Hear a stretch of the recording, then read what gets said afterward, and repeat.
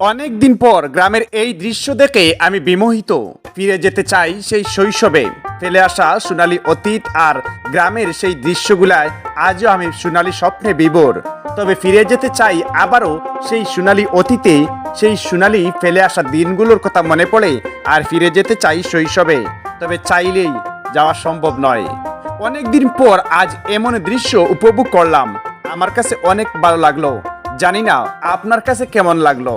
আশা করি যদি আপনি গ্রামে বেড়ে ওঠেন তাহলে এমন দৃশ্য আপনাকে সেই সোনালী অতীত, ফিরে আসা দিনের কথা মনে করিয়ে দিবে আর আপনার ভালোই লাগবে। এই যে দেখতে পাচ্ছেন গ্রামে, অর্থাৎ গ্রাম পর্যায়ে যারা বসবাস করেছেন, বেড়ে উঠেছেন আর আজ গ্রাম ছেড়ে অনেক দূরে চলে গিয়েছেন, আমি বিশ্বাস করি আজকের এই ভিডিওটি দেখার পর আপনার সেই ফেলে আসা দিনের কথা মনে পড়বে আর ভালো লাগতেও পারে আজকের এই ভিডিওটি। যারা গ্রামে বেড়ে উঠেছেন তারা একমাত্র জানেন গ্রামের সৌন্দর্য আর গ্রামের শান্তি আলাদা। অনেক দিন পর এমন দৃশ্য উপভোগ করতে পেরে আমি নিজেকে নিয়ে গর্ববোধ করছি, কারণ গ্রামের পরিবেশটাই আলাদা। আজকের যে দৃশ্যগুলো দেখতে পাচ্ছেন সেটি হচ্ছে কানাইঘাট উপজেলার, অর্থাৎ সদর এলাকার কিছুটা চিত্র।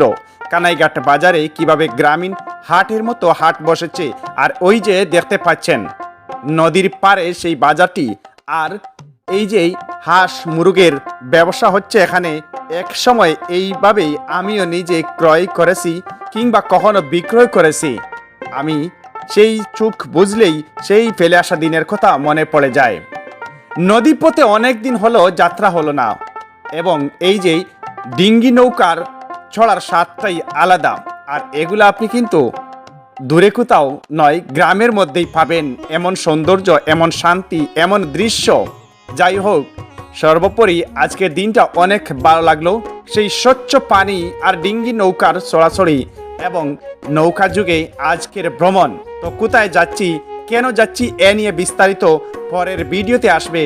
দেখতে হলে চোখ রাখুন আমাদের জার্নি লাইফ 24 এই পেজে। ধন্যবাদ জানাচ্ছি সবাইকে সাথে থাকার জন্য।